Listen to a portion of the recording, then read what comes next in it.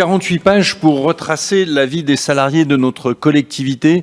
2 minutes seulement pour échanger entre nous sur ce sujet capital, c'est vraiment trop peu. Ce rapport social unique présente rapidement l'état de notre collectivité. C'est le quotidien de 8 711 personnes qui font vivre la région aux 4 coins d'Auvergne-Rhône-Alpes, auxquels s'ajoutent les 6 596 qui travaillent pour nous dans les lycées. C'est-à-dire qu'ils représentent notre région partout et en tout moment. À noter qu'ils étaient 9 026 et 6 912 dans les lycées, respectivement, l'an dernier, l'année précédente, en 2020.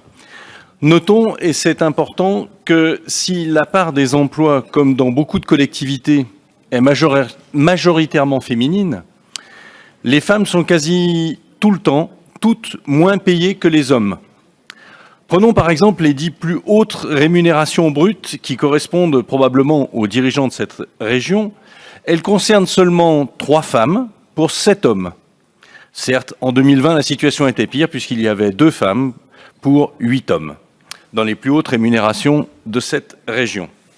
Votre frénésie de réduction du fonctionnement est liée à une frénésie de suppression des postes tous azimuts.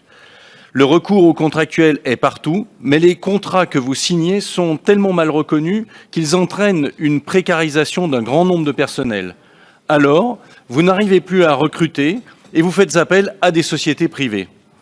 Votre ubérisation de la région tourne à la catastrophe avec un volume de personnel insuffisant dans des situations difficiles et donc ils tombent trop souvent, malheureusement pour eux, malades. Cette situation catastrophique devrait s'aggraver puisque le personnel de notre région est malheureusement vieillissant. L'âge moyen et médian sont les deux au-dessus de 50 ans. En plus, il s'agit majoritairement de personnel dans les lycées, donc